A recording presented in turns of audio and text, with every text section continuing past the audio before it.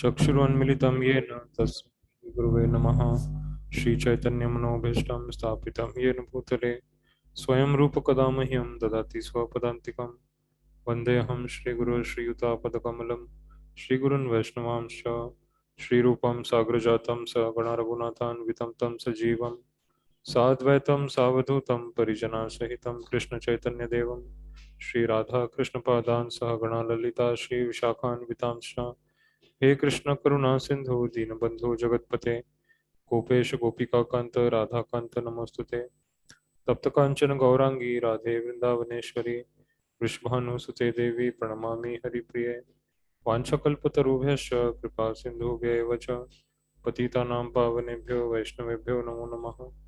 नमो विष्णुपदाय कृष्णप्रेष्ठाय भूतले श्रीमते भक्तिवेदांत स्वामी इति नामिने। नमस्ते सरस्वती देवे गौरवाणी प्रचारिणे निर्विशेष शून्यवादी समस्त देश तारिणे। जय श्री कृष्ण चैतन्य प्रभु नित्यानंद श्री अद्वैत गदाधर श्री वासदि गौर भक्तवृंद। हरे कृष्णा कृष्ण कृष्ण हरे हरे हरे राम राम राम हरे हरे। मुखं करोति वाचालं पंगुं लंघयते गिरिं यत्कृपातमहं वन्दे श्रीगुरुदीनतारिणं। न धनं न जनं न सुन्दरीं कवितां वा जगदीशकामये। मम जन्मनि जन्मनीश्वरे भवतात् भक्तिरहेतुकी त्वयि तृणादपि सुनीचेन तरोरपि सहिष्णुना अमानिना मानदेना कीर्तनीय सदा हरि। हरे कृष्ण। आज हम पढ़ेंगे चैप्टर नंबर 4 वर्स नंबर 7 अध्याय 4 श्लोक संख्या 7। सभी श्लोक पढ़िए। यदा यदा हि धर्मस्य यदा यदा हि धर्मस्य ग्लानिर्भवति भारत ग्लानिर्भवति ग्लानिर्भवति भारत भारत अभ्युत्थानम् अधर्मस्य अभ्युत्थानमधर्मस्य अभ्युत्थानमधर्मस्य तदात्मानं सृजाम्यहम्। तदात्मानं तदात्मानं सृजाम्यहम्। सृजाम्यहम्। यदा यदा हि धर्मस्य यदा यदा यदा यदा हि हि धर्मस्य धर्मस्य ग्लानिर्भवति भारत ग्लानिर्भवति ग्लानिर्भवति भारत भारत अब अभ्युत्थानम् अधर्मस्य अभ्युत्थानमधर्मस्य तदात्मानं सृजाम्यहम्। तदात्मानं सृजाम्यहम्। यदा यदा हि धर्मस्य यदा यदा हि धर्मस्य ग्लानिर्भवति भारत ग्लानिर्भवति भारत अभ्युत्थानम् अधर्मस्य अभ्युत्थानमधर्मस्य तदात्मानं सृजाम्यहम्। तदात्मानं सृजाम्यहम्। हरे कृष्णा। प्लीज इंग्लिश में पढ़िए।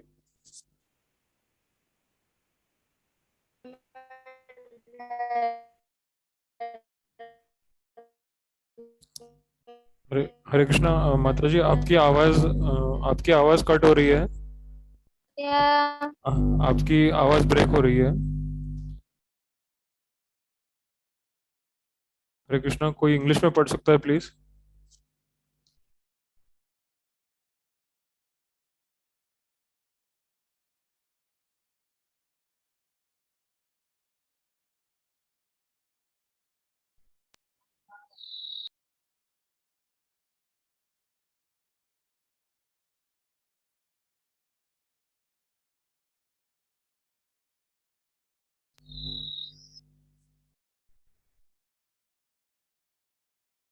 हरे Krishna.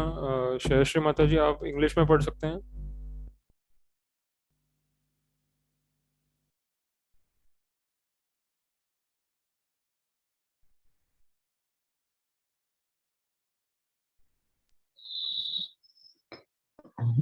When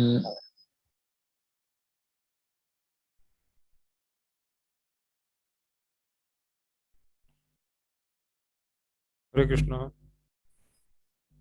Hare Krishna, whenever there is a decline in religious practice, or descendant of Bharata and predominant rise of civilization at the time I descent myself. Purport.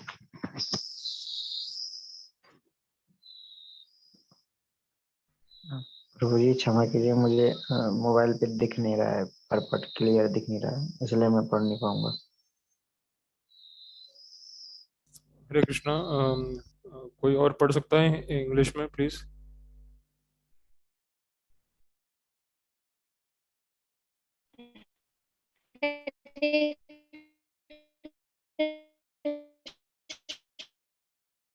हरे कृष्णा माता जी, आपकी आवाज ब्रेक हो रही है।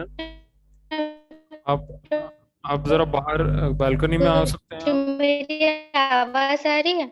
हरे कृष्ण। अब आ रही है प्रभु जी? हाँ, अब आ जी रही है। प्रभु जी, अब आ रही है आवाज? अब आ रही है, हाँ। आप रीड करिए प्लीज। जी प्रभु जी, एक minute.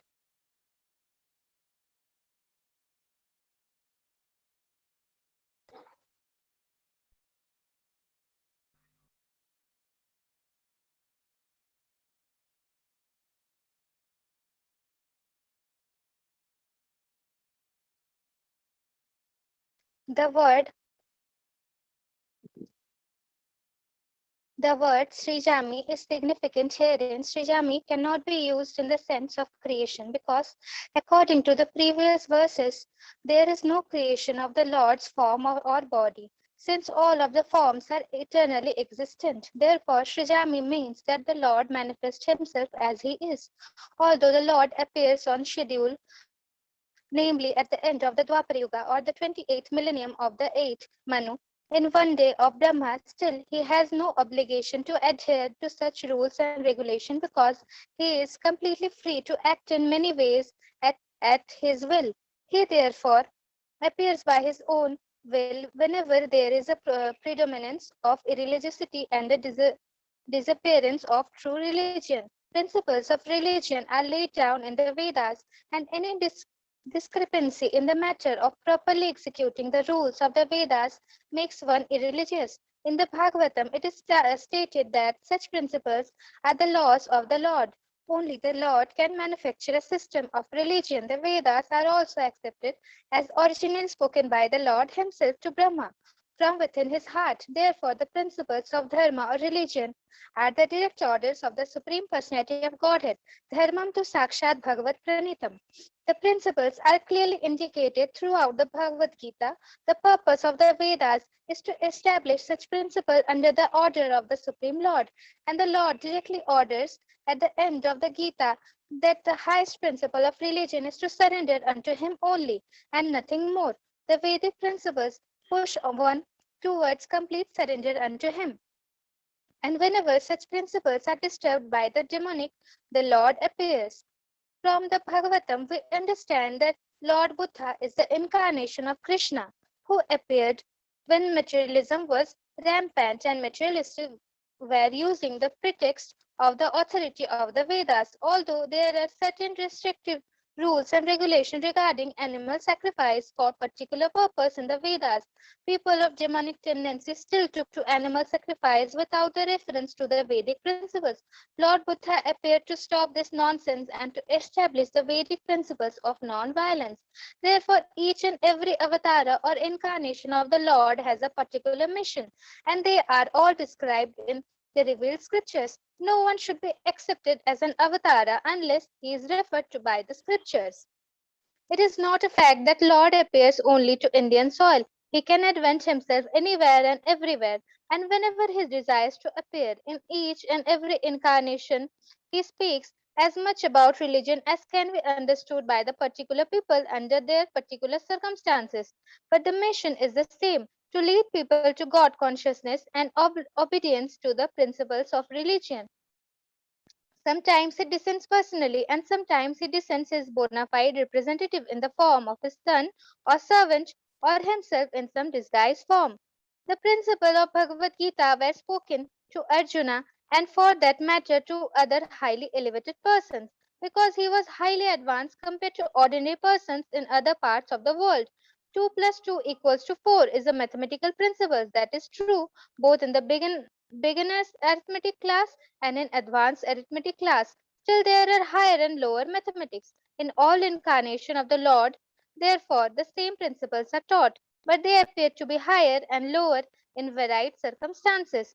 The higher principle of religion begin with the acceptance of the four orders and the four statuses of social life, as will be explained later. Though the whole purpose of the mission of incarnation is to arouse Krishna consciousness everywhere. Such consciousness is manifest and non-manifest only under different circumstances. Hare Krishna, Krishna Krishna Hare Hare, Hare Ram, Ram Ram Hare Hare. Jai Srila Prabhupada. Thank you, Prabhuji. जय Srila Prabhupada, thank you. Please Hindi में पढ़िए। हे भारतवंशी, जब भी और जहाँ भी धर्म का पतन होता है और अधर्म की प्रधानता होने लगती है, तब तब मैं अवतार लेता हूँ। तात्पर्य: यहाँ पर सृजामी शब्द महत्वपूर्ण है। सृजामी सृष्टि के अर्थ में नहीं प्रयुक्त हो सकता, क्योंकि पिछले श्लोक के अनुसार भगवान के स्वरूप या शरीर की सृष्टि नहीं होती, क्योंकि उनके सारे स्वरूप साक्षात रूप से विद्यमान रहने वाले हैं। अतः सृजामी का अर्थ है कि भगवान स्वयं यथा रूप में प्रकट होते हैं। यद्यपि भगवान कार्यक्रमानुसार अर्थात ब्रह्मा के एक दिन में, 7वें मनु के 28वें युग में, द्वापर के अंत में प्रकट होते हैं, किंतु वे इस नियम का पालन करने के लिए बाध्य नहीं हैं, क्योंकि वे स्वेच्छा से कर्म करने के लिए स्वतंत्र हैं। अतः जब भी अधर्म की प्रधानता तथा धर्म का लोप होने लगता है, तो वे स्वेच्छा से प्रकट होते हैं। धर्म के नियम वेदों में दिए हुए हैं, और यदि इन नियमों के पालन में कोई त्रुटि आती है तो मनुष्य अधार्मिक हो जाता है। श्रीमद् भागवत में बताया गया है कि ऐसे नियम भगवान के नियम हैं। केवल भगवान ही किसी धर्म की व्यवस्था कर सकते हैं। वेद भी मूलतः ब्रह्मा के हृदय में से भगवान द्वारा उच्चरित माने जाते हैं। अतः धर्म के नियम भगवान के प्रत्यक्ष आदेश हैं। धर्मम तु साक्षात भगवत प्रणीतम। भगवत गीता में आधोपांत इन्हीं नियमों का संकेत है। वेदों का उद्देश्य परमेश्वर के आदेश अनुसार ऐसे नियमों की स्थापना करना है, और गीता के अंत में भगवान स्वयं आदेश देते हैं कि सर्वोच्च धर्म उनकी ही शरण ग्रहण करना है। वैदिक नियम जीव को पूर्ण शरणागति की ओर अग्रसर करने वाले हैं, और जब भी असुरों द्वारा इन नियमों में व्यवधान आता है, तभी भगवान प्रकट होते हैं। श्रीमद् भागवत पुराण से हम जानते हैं कि बुद्ध कृष्ण के अवतार हैं, जिनका प्रादुर्भाव उस समय हुआ जब भौतिकतावाद का बोलबाला था और भौतिकतावादी लोग वेदों को प्रमाण बनाकर उनकी आड़ ले रहे थे। यद्यपि वेदों में विशिष्ट कार्यों के लिए पशु बलि के विषय में कुछ सीमित विधान थे, किंतु आसुरी वृत्ति वाले लोग वैदिक नियमों का संदर्भ दिए बिना पशु बलि को अपनाए हुए थे। भगवान बुद्ध इस अनाचार को रोकने तथा अहिंसा के वैदिक नियमों की स्थापना करने के लिए अवतरित हुए। अतः भगवान के प्रत्येक अवतार का विशेष उद्देश्य होता है, और इन सब का वर्णन शास्त्र में हुआ है। यह तथ्य नहीं है कि केवल भारत की धरती में भगवान अवतरित होते हैं। वे कहीं भी और किसी भी काल में इच्छा होने पर प्रकट हो सकते हैं। वे प्रत्येक अवतार लेने पर धर्म के विषय में उतना ही कहते हैं जितना कि उस परिस्थिति में जन्म समुदाय विशेष समझ सकता है। लेकिन उद्देश्य एक ही रहता है, लोगों को ईश्वर भावना भावित करना तथा धार्मिक नियमों के प्रति आज्ञाकारी बनाना। कभी भी स्वयं प्रकट होते हैं तो कभी अपने प्रामाणिक प्रतिनिधि को अपने पुत्र या दास के रूप में भेजते हैं, या वेश बदलकर स्वयं ही प्रकट होते हैं। भगवत गीता के सिद्धांत अर्जुन से कहे गए थे। अतः वे किसी भी महापुरुष के प्रति हो सकते हैं थे, क्योंकि अर्जुन संसार के अन्य भोगों के सामान्य पुरुष की अपेक्षा अधिक जागरूक था।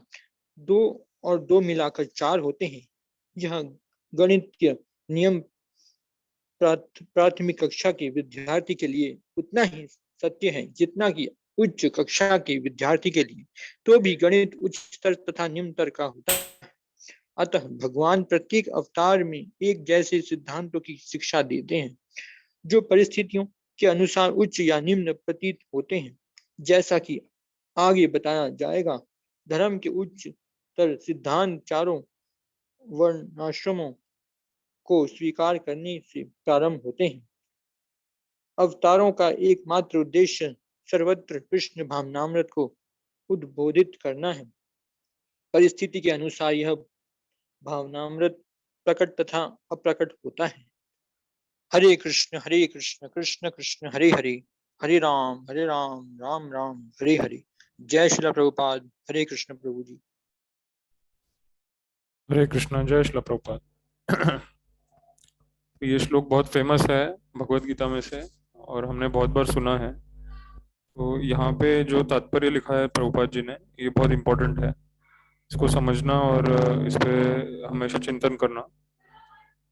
भगवान अवतार क्यों लेते हैं, इस संसार में क्यों आते हैं, और इसके पहले के अध्याय में हम सीख चुके हैं कि भगवान को कर्म करने की आवश्यकता नहीं है, फिर भी भगवान कर्म करते हैं हमें शिक्षा देने के लिए, जन सामान्य को सिखाने के लिए कि कर्म करना क्यों आवश्यक है और अपनी जिम्मेदारी पूरी करना क्यों आवश्यक है। ये सिखाने के लिए भगवान स्वयं नीचे आते हैं और हमें कर्म करके दिखाते हैं। हालांकि वो हर एक वस्तु के मालिक है और उन्हें कोई भी कर्म करने की आवश्यकता नहीं है। और हमने एक एग्जाम्पल भी देखा है पहले कि जैसे एक राजा होता है, तो राजा को कोई काम करने की जरूरत नहीं है। वो तो राज्य का मालिक है और सभी उन्हीं के लिए काम करते हैं और उन्हीं को सब कुछ अर्पित करते हैं। पर फिर भी कृष्ण ऐसे राजा हैं जो साधारण व्यक्ति की तरह कर्म भी करके दिखाते हैं हमें शिक्षा देने के लिए, क्योंकि वो हम सबके पिता की तरह है, हम सबके गुरु की तरह है। तो जैसा कृष्ण करते हैं वैसा ही सब लोग फॉलो करते हैं। तो अगर कृष्ण कर्म नहीं करेंगे और कर्म करके नहीं दिखाएंगे तो फिर सभी लोग वैसे ही बन जाएंगे, कृष्ण की तरह ही बन जाएंगे और फिर कोई भी कर्म नहीं करेगा। तो सृष्टि का चक्र थम जाएगा और यज्ञ रुक जाएंगे सारे, और फिर जीवन का जो आनंद है वो नहीं आएगा और सब कुछ शून्य जैसा हो जाएगा। इसलिए कृष्ण खुद कर्म करके दिखाते हैं और कृष्ण भी दिव्य कर्म में लगे रहते हैं। भक्त कृष्ण की सेवा में लगे रहते हैं, कृष्ण भक्तों की सेवा में लगे रहते हैं। जैसे यहाँ पे हम देखते हैं कि अर्जुन का रथ भगवान हाँक रहे हैं। प्रेम के वश अर्जुन रतिया हाकियो, भूल गए ठकुराई। इस तरह से एक भजन है कि प्रेम के वश मतलब भजन, उस भजन में ऐसा कहा गया है कि भक्तों का जो प्रेम होता है कृष्णा के लिए, तो कृष्णा भी भक्तों से प्रेम करते हैं। प्रेम के वश अर्जुन रत हाकियो, भूल गए ठकुराई। तो भगवान ठाकुर है, मालिक है, भोक्ता है, पर फिर भी वो अपनी अपनी उस पोजीशन को भूल गए। जब अर्जुन और पांडवों पे संकट आया तो अर्जुन और पांडवों की रक्षा के लिए कृष्ण रथ चलाने के लिए रेडी हो गए, ताकि वो युद्ध में प्रेजेंट हो सके, उनको मार्गदर्शन दे सके, उनकी रक्षा स्वयं कर सके और उनपे कोई प्रॉब्लम ना आए युद्ध के दौरान। इसलिए कृष्ण चाहते थे कि स्वयं वो युद्ध के मैदान में खड़े हो और उनकी रक्षा करे पांडवों की। और वैसे देखा जाए तो बिना कृष्ण के तो उनका जीतना इम्पॉसिबल था। कृष्ण रथ पे खड़े थे इसलिए अर्जुन बच पाया, नहीं तो अर्जुन कब का मारा जाता। ये बाद में लास्ट में पता चला जब युद्ध पूरा हो गया। तो जब कृष्ण भगवान और अर्जुन को नीचे उतरना था रथ पे से, तो पहले कृष्ण भगवान ने कहा अर्जुन से कि तुम पहले नीचे उतरो। तो अर्जुन पहले नीचे उतरा और बाद में कृष्ण भगवान नीचे उतरे। और जैसे ही भगवान कृष्ण नीचे उतरे रथ पे से, तो रथ पूरा डिस्ट्रॉय हो गया, पूरा भस्म हो गया। तो अर्जुन को फिर समझ में आया कि कृष्ण भगवान उस रथ पे बैठे थे, इसलिए वो बच पाया। अगर कृष्ण भगवान नहीं होते तो वो नहीं बच पाता, पहले ही मारा जाता युद्ध के अंदर। तो इसलिए कृष्ण भगवान का प्रेजेंट होना बहुत इंपॉर्टेंट है महाभारत के युद्ध में। और भगवान की प्रेजेंस की वजह से ही न्याय मिला, उनकी उपस्थिति की वजह से ही सब कुछ ठीक हुआ। अगर भगवान नहीं होते वहां पे तो कुछ भी ठीक नहीं होता, सब कुछ अन्याय होता और पांडव फिर से हार जाते। जैसे वो पहले युद्ध क्रीड़ा में हार गए थे, तब कृष्णा नहीं थे साथ में, और उन्होंने कृष्णा से मदद भी नहीं मांगी थी, इसलिए वो हार गए तभी। और अगर युद्ध के दौरान भी अगर कृष्णा नहीं होते तो वो हार जाते। तो यहाँ पे कृष्ण की उपस्थिति सबसे ज्यादा महत्वपूर्ण है। और भगवान का उद्देश्य यहाँ पे स्पष्ट बताया है इस अध्याय के इस श्लोक में। यदा यदा ही धर्मस्य ग्लानिर्भवति भारत। तो धर्म की ग्लानि जब होती है, तो पहले तो हम यही भूल जाते हैं कि धर्म होता क्या है, धर्म का डेफिनेशन, उसकी परिभाषा क्या होती है। आज के समय में हम यही भूल गए हैं। एक्चुअली धर्म की डेफिनेशन भगवान खुद ही बना सकते हैं। धर्मम तो साक्षात भगवत प्रणीतम। तो भगवान ने जो वाक्य बोले हैं, भगवान ने जो विधान दिया है योग का, भक्ति का, वही नियम है, वही कानून है, वही सृष्टि का चक्र वैसे ही चलता है। जो यज्ञ करता है कृष्ण को सब कुछ अर्पित करता है, अपने कर्म कृष्ण को अर्पित करता है।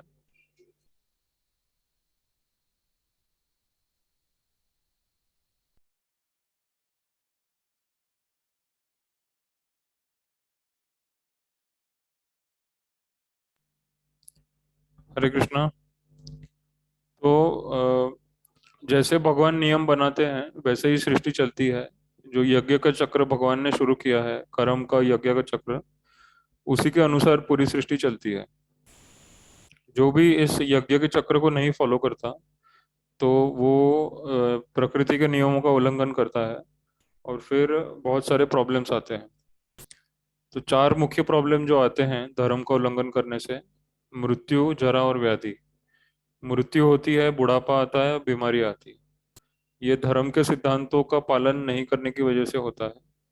और यही सृष्टि का चक्र जो है ये बार बार रिपीट होता है। हर एक व्यक्ति को जीवन में बीमारी आती है, बुढ़ापा आता है, मृत्यु आती है, क्योंकि वो धर्म के सिद्धांतों के अनुसार, यज्ञ के अनुसार, कृष्ण की भक्ति के अनुसार पवित्र जीवन नहीं जीता है। तो ये गीता में कई जगह पे भगवान ने बोला है। एक और जगह पे भगवान ने बोला है, अघायुर इंद्रियारामो मोघम पार्थ से जीवति। कि जो व्यक्ति केवल इंद्रियों के सुख के लिए जीता है और यज्ञ नहीं करता, कोई तपस्या नहीं करता, भगवान के लिए कोई सेवा नहीं करता, अपनी इंद्रियों से भगवान की पूजा अर्चना सेवा नहीं करता, वो व्यक्ति केवल इंद्रियों के सुख के लिए जीता है, उसको मोघम पार्थ से जीवती बोलते हैं। मोघम मतलब कि वो व्यर्थ ही अपना जीवन गंवा देता है, फिर उसको बीमारी का शिकार बनना पड़ता है, उसको मृत्यु होती है, उसको बुढ़ापा होता है, क्योंकि वो यज्ञ नहीं करता, भगवान के बनाए नियम को फॉलो नहीं करता, सृष्टि के चक्र को, यज्ञ के चक्र को फॉलो नहीं करता। तो यही धर्म है। भगवान ने जो सृष्टि बनाई है पूरी, ये सृष्टि बनाई है हमारी शुद्धिकरण के लिए। तो हमें यज्ञ करना है, कर्म करना है अपनी शुद्धि के लिए। ये श्लोक भी गीता में भगवान ने बोला है, केवल आत्मा विशुद्ध है। हाँ, जो योगी होता है, जो कर्म योगी होता है, जो भक्त होता है, वो केवल खुद की शुद्धि के लिए वो कर्म करता है।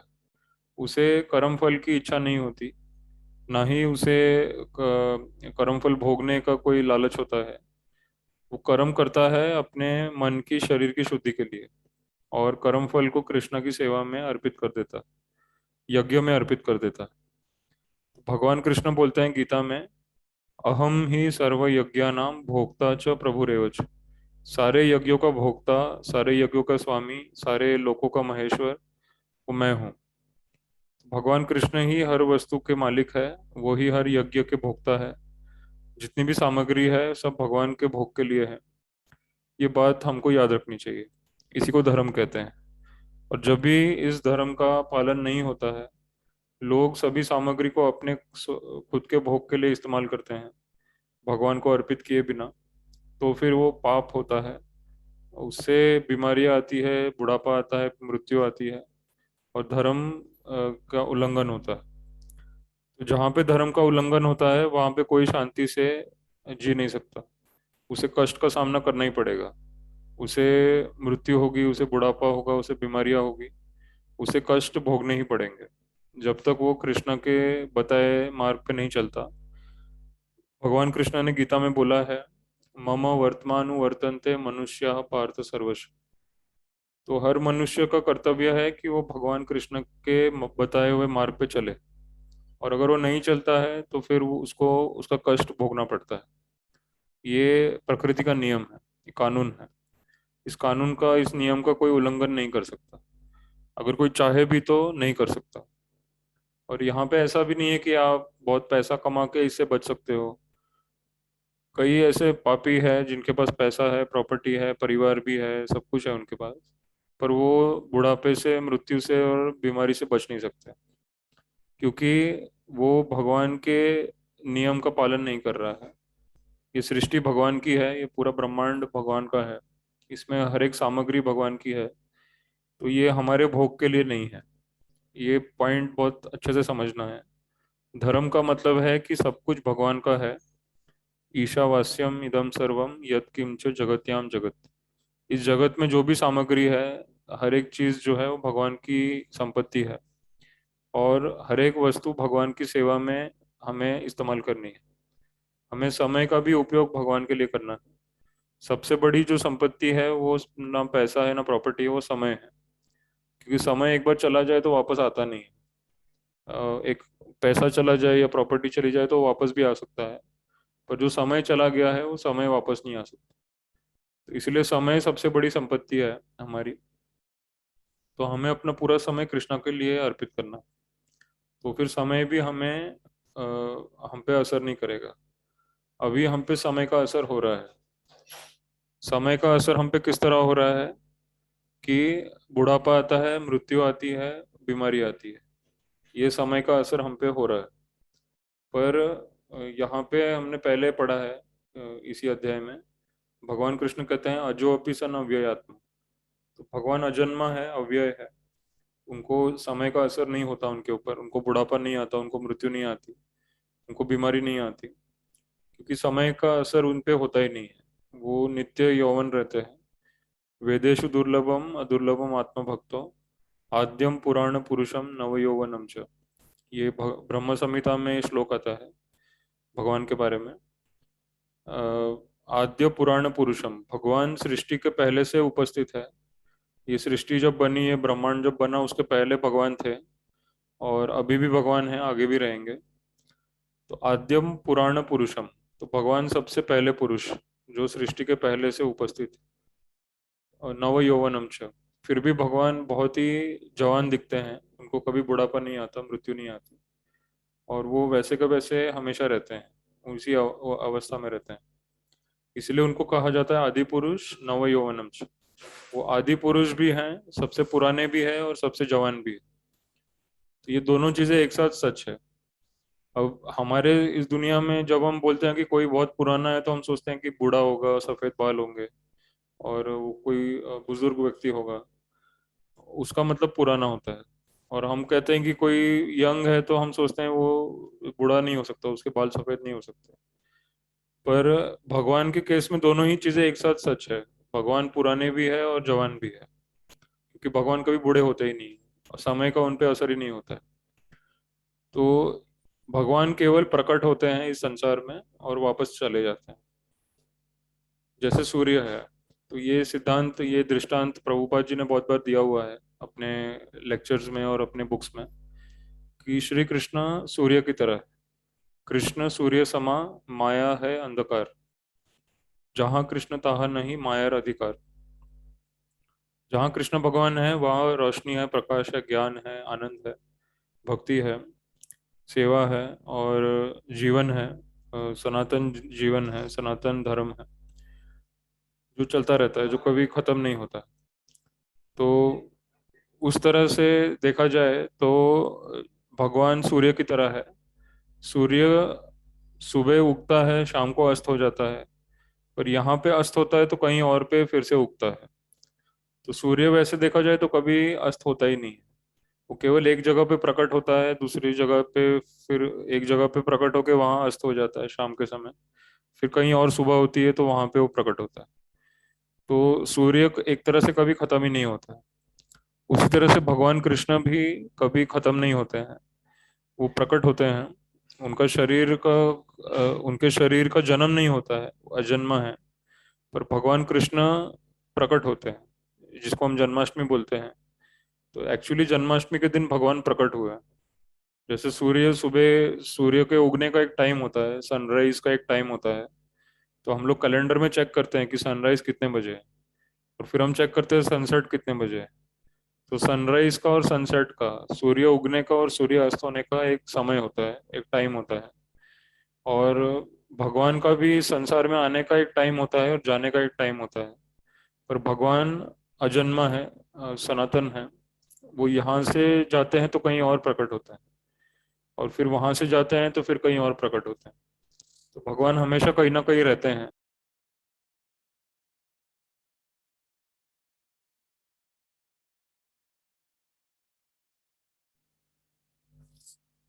हरे कृष्णा।